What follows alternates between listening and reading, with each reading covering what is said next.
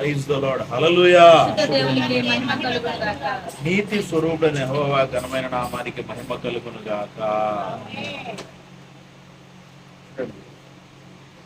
యోహాను రాసినటువంటి ఈ ప్రకటన గ్రంథము ముందుగా మొదటి అధ్యాయం 1-2 వచనాలు చూద్దాం.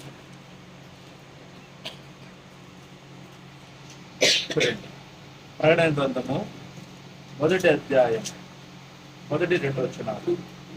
యేసుక్రీస్తు తన దాసులకు కనపరచుటకు దేవుడు ఆయనకు అనుగ్రహించిన ప్రత్యక్షత. ఈ సంగతులు త్వరలో సంభవింపనయ్యున్నవి. ఆయన తన దూత ద్వారా వర్తమానము పంపి తన దాసుడైన యోహానుకు వాటిని సూచించెను. అతడు దేవుని వాక్యమును గూర్చి యేసుక్రీస్తు సాక్ష్యమును గూర్చి తాను చూచినంత మట్టుకు సాక్ష్యం ఇచ్చెను. సమయము సమీపించినది కనుక ఈ ప్రవచన వాక్యములు చదువువాడు వాటిని విని ఇందులో వ్రాయబడిన సంగతులు గైకొని వారు ధన్యులు. చాలు. Praise the Lord. హల్లెలూయా. యోహాను, అపోస్తలుడైన యోహాను గారు, ఈయన అపోస్తలుడైన యోహాను గారు యేసుక్రీస్తు చేత ప్రేమింపబడిన శిష్యుడు. ఎప్పుడూ కూడా ఎక్కువ మంది అంటే శిష్యులందరితో పాటు కూర్చున్నప్పుడు ఈయన యేసుక్రీస్తు ప్రభు యొక్క రొమ్మున అంటే దగ్గర కూర్చుంటాడు, పక్కన కూర్చునేవాడు. ప్రతి విషయాన్ని కూడా ప్రభువుని అడుగుతూ ప్రభు దగ్గర తనకున్నటువంటి ఏవైనటువంటి ప్రశ్నలు ఏమంటే వాటిని అడగటము, వాటి దగ్గర వాటికి సమాధానం పొందుకోవటం. అలాగే ప్రభు ఏం చేయాలన్న యోహాను గారితో మాట్లాడటం. అంటే వారిద్దరి మధ్య ఉన్నటువంటి సన్నిహితమైనటువంటి ఒక సంబంధం, ప్రియ శిష్యుల గురు శిష్యుల సంబంధం చాలా వాళ్ళిద్దరి మధ్య చాలా మంచిగా ఉంటుందన్నమాట. అంటే ఎలాంటిదంటే ప్రతి విషయాన్ని కూడా యేసుక్రీస్తు ప్రభు వారు యోహాను గారితో మాట్లాడుతూ యోహాను గారు అనేకమైన సందేహాలకి ఆయన సమాధానం పొందుకుంటూ ఉంటూ అందుకనే ఆయన రాసినటువంటి సువార్త కానీ ఆయన రాసినటువంటి పత్రికలు కానీ అలాగే ఆయన రాయటం కానీ ఒక సంఘానికి చాలా అద్భుతమైనటువంటి వర్తమానం. ఆ పత్రికలు వార్త కానీ పత్రికలు కానీ ప్రకటన సంఘానికి చాలా ఆశ్చర్యకరమైనటువంటి. అలాంటి యోహాను గారు పద్మాసు ద్వీపంలో పరవాసిగా ఉన్నప్పుడు పద్మాసు ద్వీపంలోకి పంపబడతాడు. ఆయన సువార్త చేస్తున్నాడని, ముసలితనంలో కూడా ఆయన సువార్త చేస్తున్నాడని ఆ టైంలో ఉన్నటువంటి రోమా చక్రవర్తి ఆయన తీసుకుని వెళ్ళి పద్మాసు ద్వీపంలో వేయటం జరుగుతుంది. ఆ పద్మాసు ద్వీపంలో వేయబడినప్పుడు ఆయన ప్రార్థనలో ఎప్పుడూ ప్రార్థనలో ఉంటూ ఉండేవాడు. అలాగే అక్కడ వారందరితో కూడా వాక్యాన్ని పంచుకుంటూ ప్రభుని గురించి సాక్ష్యమిస్తూ దేవుని వాక్యాన్ని గురించి సాక్ష్యమిస్తూ ఉండేవాడు. అటువంటి ఆయన ఆత్మవశుడై ఉన్నటువంటి సమయంలో ఆయనకు ఈ దర్శనం అనేది అనుగ్రహింపబడింది. ఏంటంటే అది యేసుక్రీస్తు తన దాసులకు కనబరచుటకు దేవుడు ఆయనకి అనుగ్రహించిన ప్రత్యక్షత. ఈ ప్రత్యక్షత మొట్టమొదట ఎవరికి వచ్చిందని అంటే తండ్రి అయిన దేవుడు ఏం చేశాడంటే యేసుక్రీస్తు ప్రభు వారికి ఇచ్చాడు. Praise the Lord. హల్లెలూయా. మొదటి వచ్చిన మనం చూస్తున్నది అదే. యేసుక్రీస్తు తన దాసులకు కనబరచుటకు దేవుడు ఆయనకు అనుగ్రహించిన ప్రత్యక్షత. అంటే యేసుక్రీస్తు తన దాసులకు ఈ ప్రత్యక్షత ఇవ్వాలని దేవుడు యేసుక్రీస్తుకు ప్రత్యక్షతను ఇచ్చాడు. అంటే ఏంటి ప్రత్యక్షత అంటే త్వరలో సంభవించేటటువంటి సంగతులు. ఇవన్నీ కూడా జరగబోయేటటువంటి సంగతులు. ఈ సంగతులన్నింటిని మొట్టమొదట దేవుడు యేసుక్రీస్తు వారికి ఇచ్చాడు. తర్వాత ఆయన తన దూత ద్వారా వర్తమానం పంపి తన దాసుడైన యోహానుకు వాటిని సూచించాడు. తర్వాత ఏం జరిగింది అని అంటే యేసుక్రీస్తు ప్రభు వారు తీసుకున్న ప్రత్యక్షతను ఆయన తన దూతను పంపించి ఇవి యోహానుకు సూచించాడు, యోహాను గారికి తెలియజేశాడు. ఆయన పుస్తక రూపంలో రాయటం జరిగింది. అతడు దేవుని వార్త అంటే యోహాను గురించి చెప్పబడుతుంది. అతడు దేవుని గురించి, దేవుని వాక్యం గురించి, యేసుక్రీస్తు సాక్ష్యం గురించి తాను చూచినంత మటుకు సాక్ష్యం ఇచ్చాడు.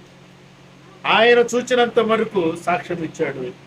అంటే దీనిలో ఆయన చూచినంత వరకు ఆయన సాక్ష్యం ఇవ్వడం జరిగింది. కాబట్టి సమయం సమీపించింది కనుక ఈ ప్రవచన వాక్యాలు చదువువాడు వాటిని విని ఇందులో వ్రాయబడిన సంగతులు గైకొని వారు తండ్రిలు. అది ఇది చాలా ప్రాముఖ్యమైనటువంటి ప్రకటన గ్రంథం. చాలా ప్రాముఖ్యమైనటువంటి గ్రంథం ఇది. ప్రత్యక్షత గ్రంథం అంటే సంభవింపబో సంగతులు తెలియజేసినటువంటి గ్రంథం. ఇందులో మనం ఏం చూస్తామంటే ప్రతి గ్రంథంలో జరిగిపోయిన సంగతులు, జరుగుతున్న సంగతులు, జరగబోయే సంగతులు, జరిగిపోయినవి, జరుగుతున్నవి, జరగబోయేవి. అంటే యోహాను గారు ఉన్నటువంటి టైంకి జరుగుతున్నవి, అలాగే అంటే అప్పటికి జరిగిపోయినవి, ఆ తర్వాత ఆయన ఉన్న టైంకి జరుగుతున్నవి, ఆయన తర్వాత జరగబోయేవి అన్నీ కూడా ఇందులో వ్రాయబడ్డాయి. అంటే మనము చాలా జాగ్రత్తగా ఈ యొక్క ప్రణయ గ్రంథాన్ని ధ్యానం చేయవలసిన వారమే అన్నాం. ఇకపోతే యేసుక్రీస్తు ప్రభు వారు తన దాసుని పంపించి అవన్నీ సూచించినట్లుగా మనము లేఖనాలను ఈ మాటలో చూస్తూ ఉన్నాము. అయితే యేసుక్రీస్తు ప్రభు వారి యొక్క స్వరం వినపడి ఆయనకి ఇలాగూ వ్రాయమని చెప్పి ఆయనకి చెప్పడం జరుగుతుంది. ఏమిటా స్వరం అని చూస్తే ఆయన అక్కడ మనం 9వ వచనం 8వ వచనంలో చూస్తే ఆయన ఒక ప్రత్యక్షత కనపడుతుంది. ఆ ప్రత్యక్షత గురించి ఆ ప్రత్యక్షత కనపడుతుంది. ఆ ప్రత్యక్షత కనపడినప్పుడు ఆయన ఇది రాయి, నేను చెప్పేదంతా రాయమని యోహాను గారికి ఎప్పుడైతే మాట వస్తుందో ఆయన రాయటం ప్రారంభించాడు. ఏమిటంటే 2వ అధ్యాయం మనం చూస్తాము. ఎఫెసులో ఉన్న సంఘపు దూతకులు రాశారు. ఏమని? 7 నక్షత్రాలు తన కుడి చేత పట్టుకొని 7 దీపస్తంభాల మధ్య సంచరించేవాడు చెప్పు సంగతులు ఏమనగా, నీ క్రియలను, నీ కష్టమును, నీ సహనమును నేను ఎరుగుతున్నాను. నీవు దుష్టులను సహింపలేవనియు, అపోస్తలులు కాకయే తాము అపోస్తలులమని చెప్పుకుని వారిని పరీక్షించి వారు అబద్ధికులని నీవు కనుగొట్టివనియు, నీవు సహనము కలిగి నా నామ నిమిత్తం భారం భరించి అలయలేదని నేను ఎరుగుతున్నాను. అయినను మొదట నీకున్న ప్రేమని వదులుతువని నేను నీ మీద తప్పు ఒకటి మోపవలసి ఉన్నది. నీవు ఏ స్థితిలో పడిపోతుంది జ్ఞాపకం చేసుకొని మారు మనసు పొంది ఈ మొదటి క్రియలు చేయము. అట్లు చేసి నీవు మారు మనసు పొందితేనే సరి. లేని ఎడల నీ వద్దకు వచ్చి నీ స్తంభమును, నీ దీపస్తంభమును దాని చోట నుండి తీసివేస్తుంది. అయితే ఈ ఒకటి నీలో ఉన్నది, నికులాయితుల క్రియలు నీవు ద్వేషించుచున్నావు, నేను కూడా వీటిని ద్వేషిస్తున్నాను. చెవి గలవాడు ఆత్మ సంగములతో చెప్పుచున్న మాట వినుగాక. జయించు వానికి దేవుని పరదేశంలో ఉన్న దేవుడు యొక్క ఫలములు భుజింపనిక్కును. ఇది మొదటి సంఘపు దూతకు, ఎఫెసులో ఉన్న సంఘపు దూతకు ప్రభువు చెప్పినటువంటి లేఖ. ప్రభు యోహాను గారికి రాయమని చెప్పినటువంటి లేఖ. ఈ లేఖలో ఏముందంటే మొత్తం అంటే ఆనాడు ఉన్నటువంటి సంఘము, ఆ సంఘము దేవుని ఎడల సహనము, అలాగే ఓర్పు, పరీక్షలకు నిలిచినదై అనేకమైన శోధనలు వేదనలో ఉండి అది ఆ సంఘము నడుస్తున్నటువంటి సమయము. ఆ సమయంలో అంతా బాగానే ఉంది, కానీ ఒకటి తక్కువైపోయిందంట, ప్రేమ తగ్గిపోయిందంట. అన్ని బాగానే ఉన్నాయి కానీ ప్రేమ తగ్గిపోయింది. చూడండి, ప్రభు ఇక్కడ హెచ్చరిస్తున్నాడు ఏంటంటే, మనం అన్నీ చేస్తాం కానీ ప్రేమించలేము. శత్రువులు ప్రేమించలేము, అలాగే ఎవరన్నా మనతో గొడవ పెట్టుకుంటూ వారిని ప్రేమించలేము. వారిని మనం మనసులో ద్వేషపూర్వకంతో చూస్తూ ఉంటాం. మన ఆలోచనలో వారిని ద్వేషించే వారిగా మనకు కనపడతారు. వాళ్ళు ఎలాంటి వాళ్ళు, అలాంటి వాళ్ళు అనే ఆలోచనతో మనం ఉంటాం. మనం అన్ని బాగానే ఉంటుంది. ఓకే, ప్రభు అంటే ఇష్టము, ప్రభు ప్రార్థనలు గంటల తరబడి ప్రార్థనలు చేస్తాం, అలాగే వాక్యాన్ని వింటాం. వాక్యాన్ని వింటాం కానీ వాక్యం ఏం చెబుతుంది? ప్రేమించమని చెబుతుంది. కానీ ఆ వాక్యాన్ని మనం అనుసరించే విషయంలోనే మనం ఏం చేస్తున్నాము? వెనకడుగు వేస్తాం. మనం ఎన్ని చేసినా, మన ప్రాణం పెట్టినా, మనం చివరికి మనం ప్రాణం పోయేటప్పటికి మనలో ప్రేమ అనేది, ఇతరులను ప్రేమించే స్థితి అనేది లేకపోతే మాత్రం ఉపయోగం లేదు కదా. ప్రేమ అనేది మనలో లేకపోతే ఉపయోగం లేదు. కాబట్టి ఆలోచన చేయాలి. మనం ఎంత చేసినా, నువ్వు నీ ఆస్తంతా దేవుని సేవార్థమై ఇచ్చినా, నువ్వు ప్రేమించవలసిన వారిని ప్రేమించకపోతే నువ్వు పరిచయం కోసం ఖర్చు పెట్టేదంతా వ్యర్థమే. పౌలు గారు క్లియర్ గా చెప్పారు కదా, 1 కొరింథీ 13వ అధ్యాయంలో ప్రేమ గురించి ఆయన మామూలుగా చెప్పరు. అన్ని భాషల్లో మాట్లాడతారంట కానీ ప్రేమ ఉండదు. ప్రవచనాలు చెప్తారంట, ప్రేమ ఉండదు. ఉపయోగం ఏంటి అన్నాడు ఆయన. ఎన్ని భాషలైనా, దేవదూతల భాషలో మాట్లాడినా సరే నీకు ప్రేమ లేకపోతే వ్యర్థమే. ఎలా ఉంటావు? గడగడ మోగేటటువంటి కంచులాగా ఉంటావు అంతే. పంచు దేనికి ఉపయోగం? దేనికన్నా ఉపయోగమా చెప్పండి? దేనికన్నా ఉపయోగం ఉందా? ఇక్కడే ఏదో వస్తువు చేసి పెట్టుకోవటం వరకే, అంటే షోగా ఉంటుంది అంతవరకే. సంఘములు కూడా బాగా ప్రార్థన చేసి భాషలు మాట్లాడి ప్రవచనాలు చెప్పేటటువంటి వాళ్ళు, ప్రేమ లేని వాళ్ళు షో సంఘములో ఉన్నారంటే లెక్కల కోసమే. ప్రైజ్ ది లార్డ్, హల్లెలూయా. పెద్ద పెద్ద సంఘాలు ఉన్నాయి, ఆ సంఘాలలో ఎవరైనా ఇతర సంఘాలు ప్రేమించే మనసు ఉంటుందా?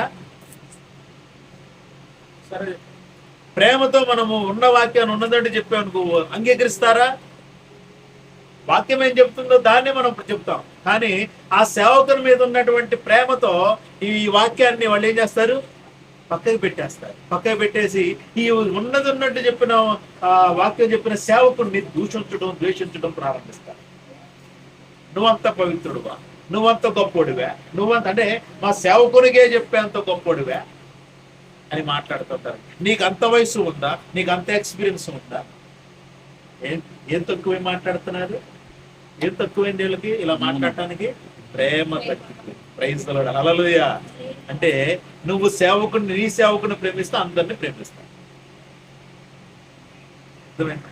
నీవు నీ సేవకుని ప్రేమిస్తే అందరినీ ప్రేమిస్తావు. కేవలం నీ సేవకునే ప్రేమించి మిగతా అందరినీ నువ్వు ద్వేషిస్తున్నావు అంటే ప్రేమకున్న వాల్యూ ఏది? ప్రభువు చూపించిన ప్రేమకు నువ్వు ఇచ్చే విలువేంటి? ఈ మొదటి సంఘానికి ప్రేమ తక్కువైంది. మొదటి సంఘానికి అంటే ఇది ఏది అంటే ప్రేమ లేకపోతే ఏమన్నాడు పౌలు? 1 కొరింథీ 13వ అధ్యాయం చూడండి, ఏమన్నారు?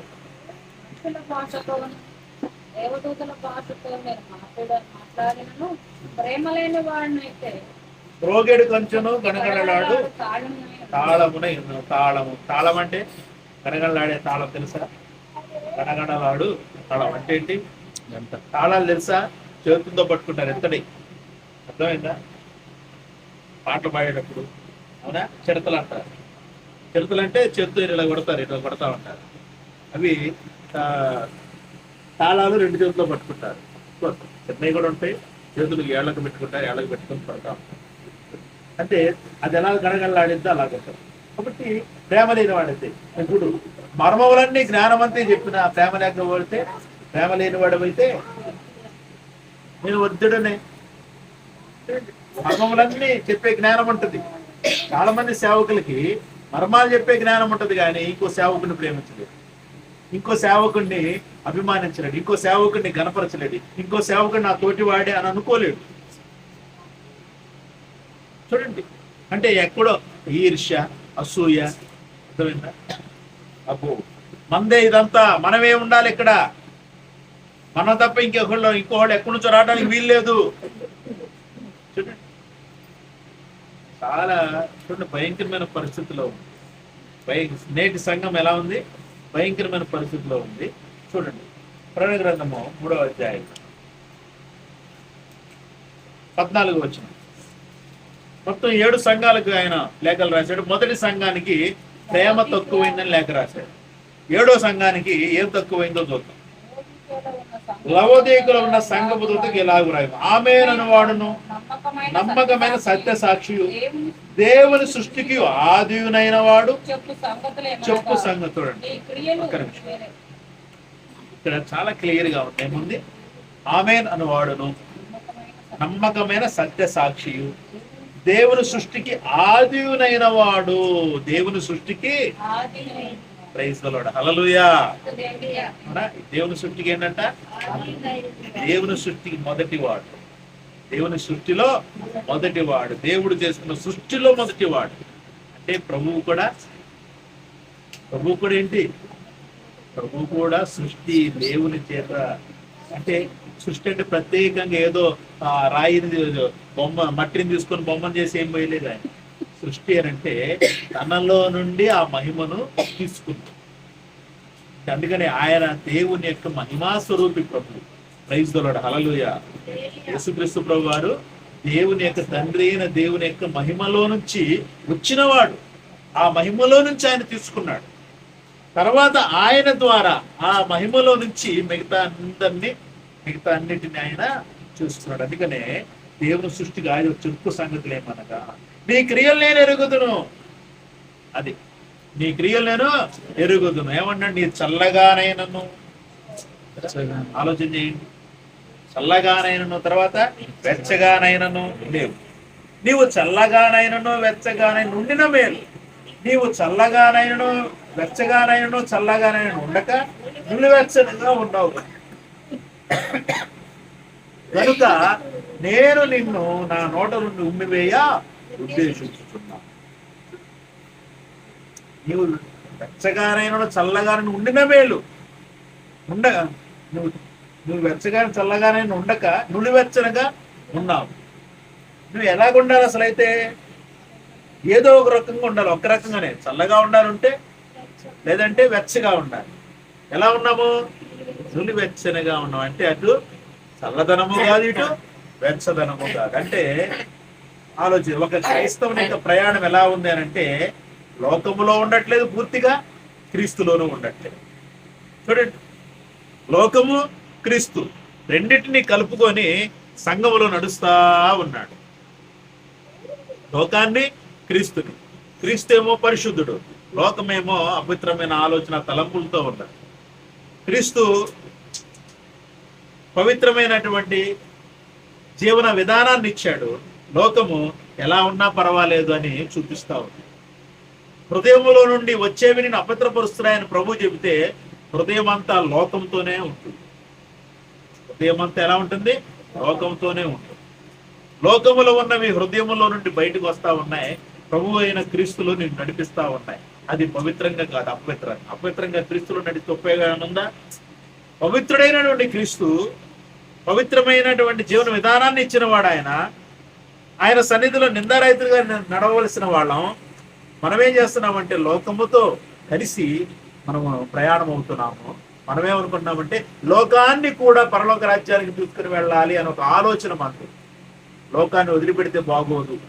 క్రైస్తవునికి, సేవకునికి ఈరోజు ఎలా ఉందంటే అట్టట్ట. అందుకనే చాలా మంది సేవకులు చూడండి, లోకంతో కలిసి వాళ్ళు సేవా పరిచర్య చేస్తా ఉన్నారు. లోకము దుష్టుని యందు పడుతుంది. దుష్టుడు ఏం చేశాడంటే ఈ లోకాన్ని కులాలు, మతాలు, జాతులు, వర్ణాలు, వర్గాలు, ఉన్నవాడు లేనివాడు, ఉన్నవాడు లేనివాడు, పేరు ప్రఖ్యాతలు, ఎలాంటి వాడైనా సరే పేరు ప్రఖ్యాతలతో ఆశీర్వదించాలి అనుకునేది ఈ సాతాను యొక్క లోకం. అంటే మనం ఆలోచన చేయాలి. మనకు ఆలోచనలు తట్టట్లా, క్రైస్తవులకు ఆలోచనలు రావట్లా. నిజంగా అండి, ఈ లోకములో రాజకీయ నాయకులు, సినిమా యాక్టర్లు, వ్యాపారస్తులకి ఎందుకు సువార్త వెళ్ళట్లేదు? దేవుడు వద్దన్నాడా? దేవుడు వద్దన్నాడా? వాళ్ళు నమ్మరు.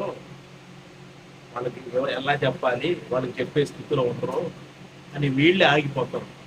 మనమే ఆగిపోతా ఉన్నాం. మరి వాళ్ళు ఇదే జీవితం అనుకొని జీవించేస్తా ఉన్నారు, వెళ్ళిపోతా ఉన్నారు. ఇది జీవితం కాదు అని వాళ్ళకి తెలియాలి కదా. అని ఎవరు గొప్ప గొప్ప సేవకులు స్టేజీల మీద కూర్చోబెట్టుకుంటారు, కానీ రాజకీయ నాయకుల్ని వాళ్ళకి సువార్త చెప్పరు. దేవుడు నిన్ను ఆశీర్వదించాడు అంటారు.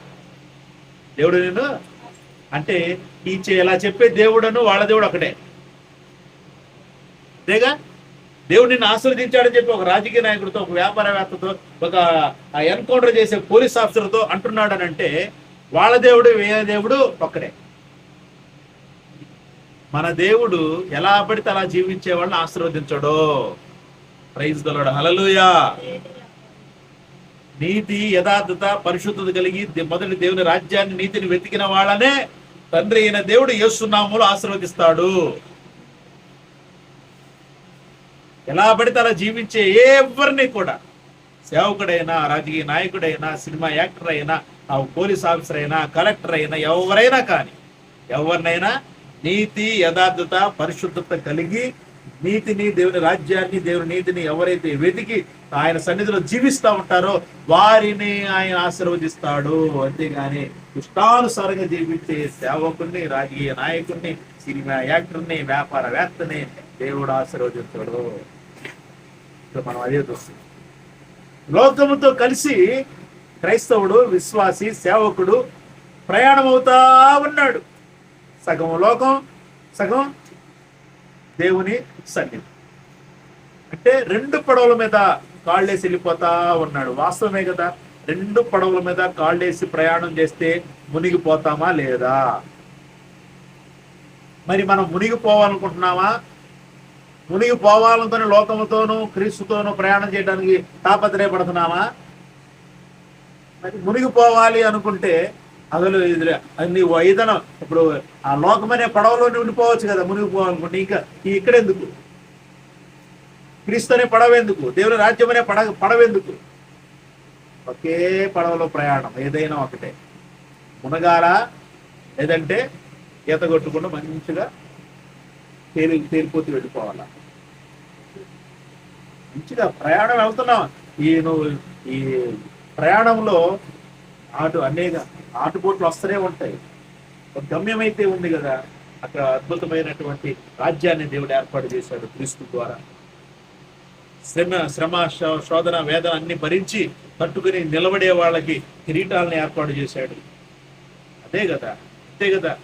పరుగు పందెములు ఓపికతో పరిగెత్తేవానికే కదా ఎదుటిగా ఉన్నటువంటి పత్రం వచ్చేది. బంగారమో వెండో కొంచెం మూడిట్లు ఏదో ఒకటి ఇస్తారు కదా. అంటే మూడు ఉంటాయి కదా. కానీ ఇక్కడ ఎలాంటి వాడైనా సరే, ఎన్ని తక్కువ శ్రమలైనా ఎక్కువ శ్రమలైనా ఎవరైనా సరే అందరికి ఒకటే కిరీటం. ఓర్పు సహనముతో ఉన్నటువంటి యొక్క క్రైస్తవ జీవిత ప్రయాణములో అన్నిటిని ఆటుపోట్లన్నీ తట్టుకొని సజావుగా వెళ్ళేటటువంటి వానికి పెద్దోడైనా చిన్నోడైనా పేదోడైనా ధనికుడైనా ఎవరైనా సరే అందరూ అదే ప్రయాణంలో వెళుతున్న వారందరూ ఒకటే కిరీటం. ప్రైజ్ ది లార్డ్, హల్లెలూయా. గొప్ప కులస్తుడని చెప్పి గొప్ప కిరీటాలు లేవు, తక్కువ కులస్తుడని చెప్పి మామూలు కిరీటాలు లేవు. మాలకైనా మాదికైనా ఎరుకలైనా ఏనాదికైనా కమ్మైనా రెడ్డైనా కాపైనా బ్రాహ్మణైనా ఎవరికైనా సరే అందరికి ఏంటి? ఒకటే కిరీటం. ప్రైజ్ ది లార్డ్, హల్లెలూయా. ఆ కిరీటం ఎవరికి? వీళ్లలో ఎవరైతే మంచి పోరాటం పోరాడి విశ్వాసాన్ని కాపాడుకొని వాళ్ళ యొక్క జీవిత విధానంలో పవిత్రతను కలిగి వాళ్ళ యొక్క ప్రయాణం అంతా కూడా ప్రభువుని మహిమపరుస్తూ ఎవరైతే జీవించారో వాళ్ళందరికీ ఒకటే కిరీటం. వాళ్ళు మాలామాది ఎరుకుల యానాది రెడ్డి కాపు కమ్మ బ్రాహ్మణ ఇంకా గౌడ కులసులు ఎవరైనా సరే చూడండి, ఏ కులము లేదు. ఈ కులానికి ఈ కిరీటం, ఈ కులానికి ఈ కిరీటం ప్రభు ఇవ్వట్ల, వీళ్ళు ఇస్తున్నారు. ఇప్పుడున్న సేవకులు ఇస్తున్నారు. అందుకనే ప్రభు అంటాడు, ప్రభువా అని పిలుచు ప్రతివాడు పరలోక రాజ్యంలో ప్రవేశించడు గాని పరలోకమందు నా తండ్రి చిత్త ప్రకారమే ప్రవేశించును. ఇక్కడ తారతమ్యాలతో ఉండే సంఘములో ఉన్నటువంటి సేవకులు విశ్వాసులు అందరూ కూడా ఏమంటారు రేపు? ప్రభువా నీ నామంలో దయ్యాలు వెళ్ళగొట్టాం, నీ నామంలో ప్రవచించాం, నీ నామంలో మేము ఇలా చేసాం అలా చేసాం అంటే అక్రమము చేయువారులారా నేను మిమ్మల్ని ఎన్నడూనూ ఎరుగను. ఎందుకు? ప్రభు చిత్తం ఏంటి మీరు చేసిందేంటి? తండ్రి చిత్తం ఏంటి మీరు చేసిందేంటి? ప్రభువులందరూ కూడా ఒకటే సంఘములో శరీరాలు. అంతేగాని ఆయన సంఘములో కులాలు లేవు, గుర్తుపెట్టుకోండి. ఆయన సంఘములో పేద ధనిక తారతమ్యాలు లేవు. ఆయన శరీరంలో 2 చేతులు ఉన్నాయి, సేమ్ సమానంగా. 2 చేతులకి 5 ఏళ్ళు ఉంటాయి, సమానంగానే ఉంటాయి. అంతేగాని ఒక చేతికి 5 ఏళ్ళు బారు, ఇంకో చేతికి 5 ఏళ్ళు పొట్టిగా ఉంటాయి. శరీరములో ఆయన శరీరములో అవయవాలు చాలా జాగ్రత్తగా ఉన్నాయి. ఏమన్నా నులివెచ్చనిగా ఉన్నావు. ఏమంటున్నాడు అప్పుడు? నేను నిన్ను నా నోట నుండి ఉమ్మివేయ ఉద్దేశించుచున్నా. ఏం చేయాలనుకుంటున్నాడంటే ప్రభు? ఉమ్మివేయాలనుకుంటున్నాడు. ఉమ్మివేయటం అంటే అర్థం ఏంటి? తిరస్కరించటం, అసహించుకోవటం. ఉమ్మి ఎప్పుడు వేస్తాం? అంతే కదా, ఏదైనా అసహ్యం అనిపించినప్పుడు ఉమ్మేస్తాం. ఏదైనా మన ఒంట్లో ఏదన్నా ఇన్నర్ ఫీలింగ్ ఏదన్నా ఇబ్బెట్టుగా అనిపించినప్పుడు ఉమ్మేస్తాం. కాబట్టి నేను నా నోట నుండి నిన్ను ఉమ్మివేయ ఉద్దేశించు. చాలా జాగ్రత్తగా ఉండాలి. నులివెచ్చనగా ఉంటే ఏం చేస్తున్నాడంటే ప్రభు ఉమ్మి వేస్తారు, బయటికి ఇసిరేస్తారు. కాబట్టి ఏమంటున్నాడు తర్వాత, ఏమంటున్నాడు నువ్వే కాబట్టి ఏమంటున్నాడంటే ఏమనుకుంటున్నాడంట వీడు, ఈ విశ్వాసం ఏమనుకుంటున్నాడంట, ఈ సంఘం ఏమనుకుంటుందంట, నీవు దౌర్భాగ్యుడవను దిక్కుమాలుడవని ఉన్నావని ఎరుగక కొదవలేదని చెప్పుకోవచ్చు. నేను ధనవంతుడను, ధనవృద్ధి చేసి ఉన్నాను, నాకేమీ కొదవలేదని చెప్పుకొనుచున్నాను. నీవు ధనవృద్ధి చేసుకున్నట్లు అగ్నిలో పుట్టం వేయబడిన బంగారమును నీ దిశముల సిగ్గు కనబడకున్నట్లు ధరించుకున్నట్టుకు తెల్లని వస్త్రములను నీకు దృష్టి కలుగున నీ కన్నులు కాటుకున్న కొనుమని నీకు బుద్ధి చెప్పుచున్నాను. నేను ప్రేమించే వారిని గద్దించి శిక్షించుతున్నాను గనుక నీవు ఆసక్తి కలిగి మారు మనసు పొందుము. అది ఏమంటున్నాడు, మనం అనుకుంటున్నాం, నేను బ్రహ్మాండంగా ఉన్నా, నేను ధనవంతుణ్ణి, నాకు ధనము సమృద్ధిగా ఉంది, నాకేమి కొదువలేదు అనుకున్నాం. కానీ ప్రభు దృష్టిలో మనం ఎలా కనపడుతున్నాం, దౌర్భాగ్యుడిగా, దిక్కుమాలిన వాడిగా మనం కనపడుతున్నాం, ఏమీ లేనివాడిగా కనపడుతున్నాం. అందుకనే మనకు ధన సమృద్ధి కలుగునట్లుగా అగ్నిలో పుటం వేయబడిన బంగారు, ఏమన్నాడు, బంగారం ఆయన దగ్గర కొనుక్కోవాలంట. అగ్నిలో పుటం వేయబడిన బంగారాన్ని కొనుక్కున్నావు ధన వృద్ధి కలగాలంటే. అలాగే నీవు నీ దిశముల సిగ్గు కనబడకుండా, అంటే మనం దిగంబరులుగా ఉన్నాం. ఎలా కనపడుతున్నాం ప్రభుకి, మనము దిగంబరులుగా కనపడుతున్నాం. అంటే ఏ దిగంబరులు, ఆత్మీయ దిగంబరులు. ఆత్మీయ దిగంబరులు అంటే రేపక్క నిలబడినప్పుడు సిగ్గుతో అక్కడ తలదించుకుంటాము. అందుకనే అలా నీకు కాకుండా ఉండాలంటే ధరించుకుంటే తెల్లని వస్త్రాలు తీసుకో, అంటే ఆత్మీయ వస్త్రాలు, వాక్యము మహిమ వస్త్రాలు, వాక్యముతో ఆ దేవుని ఆత్మతో మనం నింపబడిన వారమై అడుగులు వేస్తూ మన యొక్క ఆత్మీయ జీవితానికి తెల్లని వస్త్రాలు, మహిమ వస్త్రాలు ధరించుకోవాలి. అవి వాక్యముతో మనం ప్రభువుని, ఆత్మతో మనం ప్రభువుని మనం ఆరాధన చేసినప్పుడు అవి మన ఆత్మీయ జీవితానికి ఇవ్వబడేటటువంటి వస్త్రాలు, అవి ధరించుకోవడానికి. అలాగే నీకు దృష్టి కలుగునట్లు, మనం ఏమనుకుంటున్నాం, కళ్ళు సూపర్గా కనపడుతున్నాయి, మామూలుగా కనపడలేదు కానీ కనపడుతున్నాయి కదా. ఈ కళ్ళు కనపడతాయి, ఏదైనా కనపడితే దేన్నైనా చూస్తాయి. కానీ ఆయన చెప్తున్నది మన ఈ భౌతికపరమైన కళ్ళు కాదు, ఆత్మీయ నేత్రాలు. మన ఆత్మీయ నేత్రాలు మూసుకుపోయాయి. అందుకనే మనకు వాక్యం ఏముందో తెలియదు, వాక్యములో ఉన్నది ఏంటో తెలియదు, వాక్యాన్ని మనం అర్థం చేసుకోలేం. అలాగే దేవుని యొక్క కార్యాలను చూడలేం, దేవుని యొక్క కార్యాలను అర్థం చేసుకోలేం. మనోనేత్రాలు మూసుకుపోయాయి, అవి అవిశ్వాసులకు కదా. మరి మనము దేవునికి వ్యతిరేకంగా, ప్రభువుకి వ్యతిరేకంగా జీవిస్తూ అవిశ్వాసం అయిపోయాము కదా. అవిశ్వాసం అయ్యాము కాబట్టే కదా మీరెవరో నేను ఎరుగునని చెప్పి ఆయన చెప్తున్నాడు ప్రభువు. అదే నువ్వు విశ్వాసంతో జీవించేవాడవైతే రమ్మని లోకపలికి ఆహ్వానిస్తారు. నువ్వు అవిశ్వాసి కాబట్టి ఎంత ప్రభువా అని ఎన్ని పిలిచినా నిన్ను ఎందుకు ఆయన నేను ఎరుగునంటున్నాడు అని నువ్వు అవిశ్వాసం అయిపోయావు. కాబట్టి ఆ విశ్వాసం అయిపోయిన నీ మనోనేత్రాలు మూసుకుపోయాయి. వాక్యములో ఉన్నది ఏంటో మనకు అర్థం కావట్లేదు. వాక్యాన్ని మనం అర్థం చేసుకోలేకుండా జీవిస్తా ఉన్నాం. వాక్యాన్ని అర్థం చేసుకోవట్లేదు కాబట్టి లోకముతో కలిసి జీవిస్తా ఉన్నాం, రాజకీయాలతో కలిసి జీవిస్తా ఉన్నాం, రాజకీయ నాయకులతో కలిసి జీవిస్తా ఉన్నాం. దేవుడు చెప్పిన వాక్యాలని రాజకీయాలకి అనుగుణంగా మాట్లాడేస్తూనే ఉన్నాం, వ్యాపారస్తులకు అనుగుణంగా మాట్లాడుతూ ఉన్నాం. కాబట్టి మన కన్నులకు కనబడాలంటే, మన దృష్టికి మంచి కనబడాలంటే ఆయన దగ్గర కాటుకుని కొనుక్కో. కాటుక అని చెప్పి ప్రభువు కొనుమని చెప్తున్నాడు. అంటే ఇక్కడ ఎందుకు ఇది, తర్వాత ఆయన ప్రేమించేవారిని ఆయన ఏం చేస్తున్నాడు, గద్దించి శిక్షిస్తున్నాడు. కాబట్టి ఆసక్తి కలిగి మారు మనసు, ఇదిగో నేను తలుపు నొద్ద నిల్చుండి తట్టుచున్నాను, ఎవడైనా నా స్వరం విని తలుపు తీసిన ఎడలా నేను అతని యొద్దకు వచ్చి అతనితో నేనును నాతో కూడా అతను భోజనము చేయుదుము. నేను జయించి నా తండ్రితో కూడా ఆయన సింహాసనం కూర్చుని ఉన్న ప్రకారము జయించు ఆయన నాతో కూడా నా సింహాసనం ముందు కూర్చుండనిచ్చేదను. సంగములతో ఆత్మ చెప్పుచున్న మాట చెవిగలవాడు వినుగాక. ఆమేన్ ఆమేన్. Praise the Lord. హల్లెలూయా. మారు మనసు కాదు, చివరి రోజుల్లో ఉన్నాం, అంత్య దినాల్లో ఉన్నాం కాబట్టి ఆయన మారు మనసు పొందమంటున్నాడు, జయించమంటున్నాడు. ఏమంటున్నాడు అంటే ఆయన తలుపునొద్ద నిల్చుని తట్టుచున్నాడు. తడుతున్నాడా లేదా వాక్యంతో? ఆయన స్వరం వినపడుతుందా? వినపడుతుంటే ఏం చేయాలి? తలుపు తీయాలి. తలుపు తీసి ఆయన లోపలికి ఆహ్వానించాలి. ఇప్పుడు ఆయన లోపలికి వచ్చి ఏం చేస్తాడు? ఆయన మనతో కలిసి భోజనం చేస్తాడు.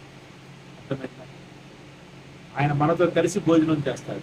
ఆహ్వానించి వాక్యానికి చోటు, దేవుని ఆత్మకు ఎప్పుడైతే మనం చోటిచ్చి వాక్య ధ్యానము చేస్తూ ప్రార్థనా పూర్వకంగా ఆయన సన్నిధిలో ఉంటామో, ఆయన మనతో కలిసి నిత్యము ప్రతిరోజు భోజనము చేస్తూనే ఉంటాడు. భోజనం ఆయన మనతో కలిసి భోజనం చేస్తాడు. అది పరలోకంలో సరే, జయించిన వాడు పరలోకానికి వెళ్ళి భోజనం చేస్తాడు. ఇక్కడ మనం బ్రతికుండా అప్పుడు మనము జయించడానికి మనం ఆయనతో కలిసి భోజనం చేయాలి. ఆయన స్వరం విన్నాము, తలుపు తీయాలి, లోపలికి ఆహ్వానించాలి. ఆహ్వానించి ఏం చేయాలి అంటే మారు మనసు పొందినవాడు ఆహ్వానించడం అన్నమాట. మారు మనసు పొందడం అంటే ఏంటి? ఆహ్వానించటం. అబ్బా ఇప్పుడు దాకా నేను నిలువెచ్చనిగా ఉన్నానయ్యా, నా హృదయంలోనికి రండి, నేను వాక్యం ధ్యానం చేయాలి, నాకు వాక్యం కావాలి, మీ ఆత్మ నాకు తోడుగా ఉండాలి అని చెప్పి ఆయన మనకు ఆహారం పెడతా ఉంటాడు. మన తినాలి, వాక్య ధ్యానం చేస్తూ ఉండాలి. ఆయన మనకు అనేకమైన విషయాలు విడమరిచి చెప్తూ ఉంటాడు. దేవుని అంటే గొప్ప సంగతులు మనం తెలుసుకునేటటువంటి స్థితి ఆయనతో మనకు సహవాసంలోనే లభిస్తుంది. క్రైస్తవుడు హల్లెలూయా. కాబట్టి చాలా జాగ్రత్తగా జీవితం. అన్ని దినాల్లో ఉన్నాం. ఇప్పుడు మనం ఉన్నది లవోదీక సంఘము. మనదే ఆలోచన చేయాలి. సంఘం అంతా ఎలా ఉంది? ఎవరికి ప్రాముఖ్యత ఇస్తుంది? ప్రేమ కలిగి ఉందా? ప్రేమించగలుగుతున్నారా? దేవుని కొరకు నిలబడగలుగుతున్నారా? దేవుని యొక్క వాక్యాన్ని ధ్యానం చేస్తున్నారా? ధ్యానం చేసిన వాక్యాన్ని అర్థం చేసుకుంటున్నారా? అర్థం చేసుకున్న వాక్యాన్ని అర్థవంతంగా చెబుతున్నారా? వారి జీవితాన్ని అర్థవంతంగా మార్చుకుంటున్నారా అనేది మనం గ్రహించాలి. మనల్ని మనం గ్రహించుకోవాలి. మనం ఒకసారి పరిశీలన చేసుకోవాలి. మనం ఎలా ఉన్నాం? దేవునికి దగ్గరగానా దూరముగా? వెచ్చగానున్నామా చల్లగా ఉన్నామా? ఆలోచన. మనం ఆయన నోటను ఉమ్మివేయి ఉద్దేశించాడు ఆయన. అలాగే ఉన్నాం మనం. ఆయన ఉమ్ములోకి మనం వెళ్ళిపోతామా? ఆయన ఉమ్ము రూపంలో మనం మార్చబడుతున్నామా? ఆయన ఉమ్ములాగా మనం కనపడుతున్నామా ఆయనకి? కాబట్టి చాలా జాగ్రత్త. అంత్య దినాల్లో ఉన్నాం. భయంకరమైన రోజులు, అనేకమైన విషయాలు ప్రణి గ్రంథంలో ఉన్నాయి. ఇప్పుడు ఉన్నటువంటి సంఘము మనము లవోదీయ, తొలివెచ్చని సంఘము, లోకము మరియు ప్రభు అని చెప్పి రెండింటిని కలుపుకొని వెళ్ళాలని ప్రయత్నం చేసే సంఘము, లోకాన్ని దేవుని రాజ్యంలోనికి తీసుకొని వెళ్ళాలి అని తాపత్రయపడుతున్న సంఘం ఇది. లోకాన్ని దేవుని రాజ్యంలోకి తీసుకెళ్ళాలి. పాపం దేవుడు లోకాన్ని వదిలిపెట్టేశాడు.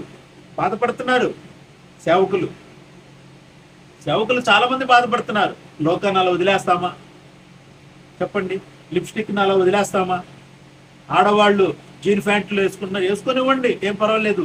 టీ షర్ట్లు వేసుకుంటున్నారు, వేసుకొనివ్వండి, ఏం పర్వాలేదు. తీసుకెళ్దాం వాళ్ళు కూడా పరలోకానికి. స్లీవ్లెస్లు వేసుకున్నారు, ఏం పర్వాలేదు, తీసుకుని వెళదాం. ఏం పర్వాలేదండి, వాడు తాగుడికి అలవాటు అయ్యాడు, అయినా ప్రభు దగ్గరకు వస్తున్నాడుగా, ఏం పర్వాలేదు, తాగుపోతాను కూడా తీసుకెళ్దాం, ఏం పర్వాలేదండి. తాగితే తాగాడు, వాడు శ్రమలు మర్చిపోవడానికి తాగుతున్నాడండి, వాక్యం ఉంది కదా అందుకనే తాగుతున్నాడు, ఏం పర్వాలేదు, ప్రభు క్షమించేవాడు, తీసుకుని వెళదాం అని సేవకులు అనుకుంటున్నారు. రాజకీయ నాయకులు తీసుకుని వెళ్దామండి, దేవతలు మొక్కాడు, ఏమైంది? మన రాజకీయ నాయకుల వాళ్ళు మనకి ఎంత చేస్తున్నారు? వాళ్ళు మనకి క్రిస్మస్కి ₹1,00,000 ఇస్తున్నారు కదా, అందరికి విందు ఏర్పాటు చేస్తున్నారు, మంచి మటన్ చికెన్ బిర్యానీతో విందు పెడుతున్నారు. తీసుకెళ్దామండి పాపం, రేవంత్ రెడ్డి గారిని తీసుకెళ్దాం, లేకపోతే ఆయన తీసుకెళ్దాం, ఈయన తీసుకెళ్దాం, లేకపోతే రాజ్యానికి తీసుకెళ్దామండి, జగన్మోహన్ రెడ్డి తీసుకెళ్దాం, చంద్రబాబు నాయుడు తీసుకెళ్దాం, పవన్ కళ్యాణ్ తీసుకుని వెళ్దాం. వీళ్ళందరూ ఎలా పడితే అలా మాట్లాడుతారు, ఏం పర్వాలేదు, దేవుడు వీళ్ళని కూడా కోరుకున్నాడండి, తీసుకెళ్దాం. రాజ్యానికి తీసుకెళ్దాం, లోకాన్ని కూడా తీసుకెళ్లి పెడతామండి, ఏం పర్వాలేదు, లోకం అక్కడ లేదు కదా, లోకాన్ని వదిలిపెడితే ఎలాగా అని సేవకులు బాధపడిపోతా ఉన్నారు. అలా జాగ్రత్తగా చివరి రోజులు, భయంకరమైన రోజులు, అద్దె దినాల్లో ఉన్నాం. దేవుని వాక్యానికి విలువ ఇవ్వని రోజులు, దేవుని ఆత్మకు విలువ లేనటువంటి రోజులు, భయంకరమైన సేవ చేస్తున్న సేవకులు ఉన్నటువంటి రోజులు, దేవునికి వ్యతిరేకంగా, దేవుని వాక్యానికి వ్యతిరేకంగా దేవుని ఆత్మకు వ్యతిరేకంగా, దేవునికే వ్యతిరేకంగా ఉన్నటువంటి సేవకులు ఉన్నటువంటి రోజులు. ఈ నిలువెచ్చని రోజుల్లో అందరూ కూడా నిలబడి ఒకటే అడుగుతారు, ప్రభువా నీ నామములో మేము బోధించాము, మీరెవరో నాకు తెలియదు పోండి అంటాడు. మీరెవరో నేను ఎరుగను పొండి అంటాడు. మళ్ళీ ప్రవచనాలు చెప్పిన వాళ్ళే, అద్భుతాలు చేసిన వాళ్ళే, స్వస్థతలు చేసిన వాళ్ళే, కానీ ఏం మర్చిపోయారు చివరికి? తండ్రి చిత్తాన్ని మర్చిపోయారంట. తండ్రి చిత్తాన్ని మర్చిపోయారు. చాలా జాగ్రత్తగా ఉంది. తండ్రి చిత్తాన్ని బట్టి మనం అడుగులు వేయడానికి తాపత్రయపడాలి. తండ్రి చిత్తం ఒకటే, నువ్వు చనిపోతే నిత్య జీవంలోకి వెళ్ళాలి. ప్రైజ్ ది లార్డ్, హల్లెలూయా. తండ్రి చిత్తం ఏంటి? చనిపోతే నిత్య జీవానికి వెళ్ళాలి. అంటే చనిపోతే అంటే చనిపోవటానికి ముందు ఏముంది? బ్రతుకుందిగా. అంటే ఈ బ్రతికినంతగా ఎలా జీవించాలి? తండ్రి చిత్త ప్రకారంగా జీవించాలి. తండ్రి చిత్త ప్రకారంగా జీవించడం అంటే ఏంటి? నీతి, యథార్థత, పరిశుద్ధత కలిగిన వారమై వాక్యాన్ని బట్టి దేవుని ఆత్మ నడిపింపుతో నడవాలి. నిలువెచ్చని స్థితి కాదు, లోకాన్ని పూర్తిగా త్యజించాలి. లోకాన్ని పూర్తిగా దూరం పెట్టాలి. పూర్తిగా దూరం పెట్టాలి. తల్లి అయినా, తండ్రి అయినా, భార్య అయినా, భర్త అయినా, పిల్లలైనా, ఎవరైనా సరే పక్కన పెట్టేసి ఒకటే, ప్రభువు, వాక్యము, దేవుని ఆత్మ, అందరినీ ప్రేమించు. ఎవరైనా సరే తన మన లేదు, అందరినీ ప్రేమతో ప్రేమించాలా, పలకరించాలా. వాళ్ళని చూడ ఎలాంటి వాడే, ఎంత కరుడు కట్టిన వాడైనా సరే, ప్రభు శరీరం చీల్చిన వారిని క్షమించమన్న ప్రభువును మనం ఆరాధన చేస్తాం. అంత ప్రేమమయుడిని మనం ఆరాధన చేస్తా, మరి మన మాటలేక వాళ్ళు అనేది, ఆ మాటలకే మనసు గాయపడిపోతుంది. కానీ మనం వాళ్ళని ప్రేమించలేకపోతాం. మాటలకే. మరి ఆయన మాటలు అన్నారు, చర్మం చీల్చి వేశారు, మేకులు కొట్టారు, చచ్చేదాకా చూశారు. చనిపోయిన తర్వాత మరలా చచ్చాడా లేదా అని చెప్పి పల్లెలతో పోటు పొడిచారు. శరీరమే లేదు, ఒళ్ళంతా రక్తము మాంసం ముద్దలాగుంది. అయినా ఇంకా బతికేవాడు. ఆయన చనిపోయాడా లేదా ఒక పరీక్ష అన్నమాట. అంటే వాళ్ళు టెస్ట్ చేయడం కోసం పక్కలో పడవటం. అక్కడ కూడా అద్భుతం. దేవుడు ఊరుకున్నాడా? ప్రభువులోంచి అక్కడ ఒక అద్భుతాన్ని చూపించాడు. చూడండి ఎంతటి దేవుడు ఎంతటి ప్రేమతో అద్భుతమైన కార్యాలు మన కళ్ళ కట్టినట్లుగా మన కళ్ళను చూపిస్తున్నాడు. ఎంత అద్భుతమైనటువంటి ఒక ప్రణాళికను దేవుడు మన కోసం సిద్ధపరిచాడు. ప్రతి అంశంలో కూడా కనపడతాం. ప్రభు యొక్క సిలువలో కానీ, జననంలో కానీ, మరణంలో కానీ, సిలువ మీద ఉన్నప్పుడు కానీ, సిలువ తర్వాత కానీ, సిలువ మీద చనిపోయినప్పుడు కానీ, ఆ రక్తం నీరు కారటం కానీ, ప్రతిదీ కూడా, ప్రతి అంశంలో కూడా అద్భుతమైనటువంటి దేవుని ప్రణాళిక కనపడతాం. కానీ సేవకులు ఏం ఆలోచన, విశ్వాసులు ఏం ఆలోచిస్తున్నారు? మీరేం ఆలోచిస్తున్నారు? సార్ ఆలోచించు. ప్రభువును ప్రేమిన దేవుని సన్నిధిలో చాలా జాగ్రత్తగా జీవించుదాం. అంత్య దినాలలో అపాయకరమైన రోజుల్లో ఉన్నాం. Last days. లవోదిక సంఘం ఇది. లవోదిక సంఘము కొద్ది సంవత్సరాలే ప్రభువు రాకడ. కొద్ది సంవత్సరాలే అంతే. ఈలోపు మనము మారాలి. ఆయన ఇప్పటికీ మనకు అవకాశం ఇస్తున్నాడు. మారు మనసు పొందు, ఆసక్తి కలిగి మారు మనసు పొందు. తలుపు దగ్గర నిల్చొని తట్టుచున్నా, నా స్వరం విని తలుపుది, లోపలికి వస్తా, నీతో కలిసి నేను భోంచేస్తా.